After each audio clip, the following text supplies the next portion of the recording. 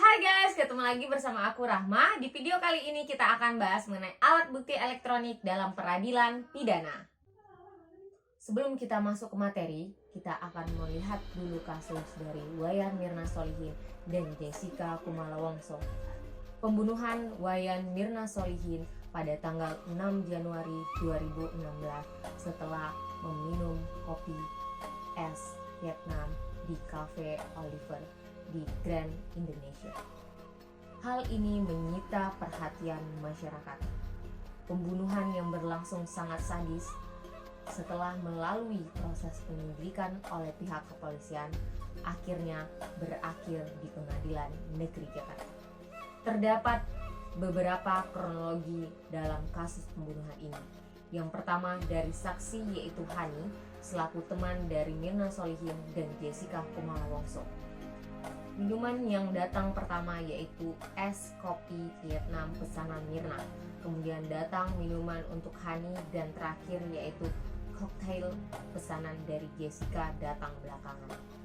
Minuman yang datang pertama adalah minuman dari pesanan Mirna. Mirna dan Hani datang dan Pera tidak terlihat. Posisi duduk Mirna di tengah, Jessica di sebelah kiri dan Hani di sebelah kanan.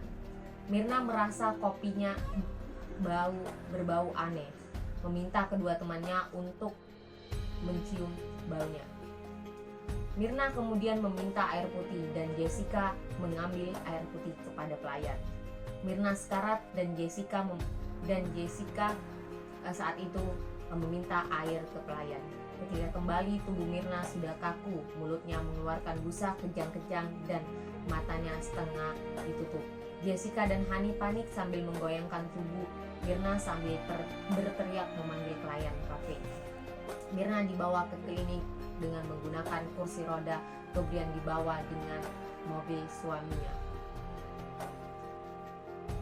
Pada awal perkembangan kasus kematian Mirna, kepolisian sempat menemui jalan buntu karena keluarga Mirna tidak mengizinkan untuk dilakukan otopsi.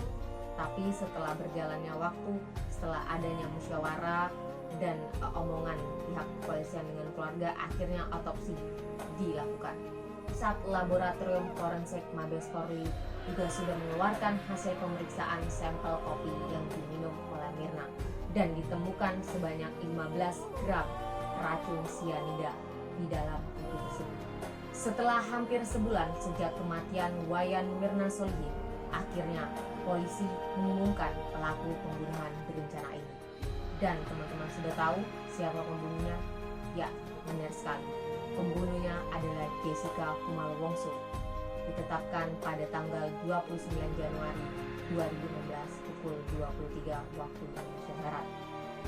Setelah melewati beberapa kali persidangan, Jessica Kumala Wongso pada akhirnya dituntut sebanyak 20 tahun penjara atas tindakan pidana pembunuhan yang diatur dalam pasal 340 KUHP.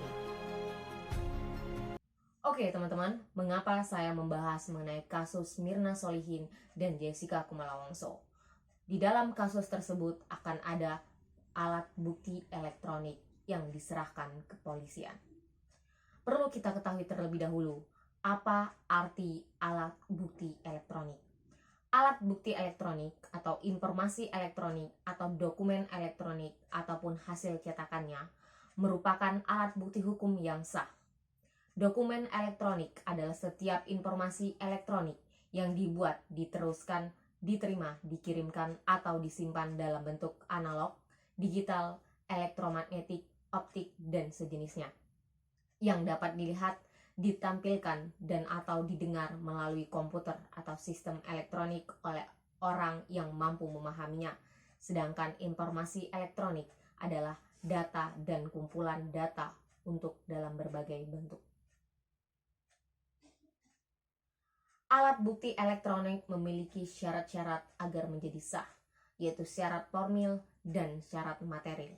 Syarat formilnya terdapat pada pasal 5 ayat 4 Undang-Undang ITE, yaitu bahwa informasi dan dokumen elektronik bukanlah dokumen atau surat yang menurut peraturan perundangan harus dalam bentuk tertulis. Selain itu, informasi dan atau dokumen tersebut harus diperoleh dengan cara yang tidak sah. Ketika cara Ketika cara mendapatkan alat bukti elektronik itu tidak sah, maka hal itu akan dikesampingkan oleh hakim, akan dianggap tidak mempunyai nilai pembuktian dalam pengadilan. Dan dalam syarat materialnya diatur pada pasal 6, pasal 15 dan pasal 16 Undang-Undang ITE, yang pada intinya informasi dan dokumen elektronik harus dapat dijamin keabsahannya atau keotentikannya atau keutuhannya untuk menjamin terpenuhinya persyaratan material yang dimaksud. Dalam banyak hal dibutuhkan digital forensik. Contoh alat bukti elektronik itu banyak, seperti gambar, MP3, email, file rekaman, chattingan, screenshot, CCTV, dan sebagainya. Asal ia diperoleh secara sah, itu dapat menjadi alat bukti elektronik. Alat bukti elektronik pun ada proses penanganannya. Yang pertama, melakukan identifikasi, yaitu personel identifikasi data apa saja yang berpotensi menjadi bukti dan menentukan beberapa pertimbangan penanganan pertama di lapangan. Kemudian ada eksaminasi, yaitu data dalam perangkat elektronik disalin secara identik dan imaging dengan menghasilkan data yang identik seperti yang terdapat pada file asalnya. Kemudian melakukan analisis, yaitu dilakukan oleh seorang analisis terhadap data yang telah diambil untuk mencari bukti-bukti pendukung perkara. Kemudian terakhir yaitu pelaporan. Seluruh rangkaian tahapan penanganan bukti elektronik harus dicatat dalam laporan hasil pemeriksaan forensik. Laporan ini harus disertakan dalam berkas perkara. Dari kasus Mirna Solihin dan Jessica Kumala Wongso, ada beberapa bukti elektronik yang dapat kita catat. Yang pertama yaitu 1 buah iPhone 6s warna rose gold dan SIM card. Kemudian yang kedua yaitu 1 unit flash disk Toshiba 32 GB warna abu-abu. Kemudian rekaman CCTV dari restoran Oliver West Mall Grand Indonesia. Kemudian 1 bundel printout transaksi EFC. Kemudian ada 1 bundel printout WhatsApp grup Billy Blue. Kemudian 1 berkas printout percakapan Jessica Kumala Wongso mengancam Christy Laws Carter dan percakapan lainnya. Kemudian ada email dari Christy Laws Carter kepada monica.semrat.aff.gov.au tentang email dari Jessica Kumala Wongso.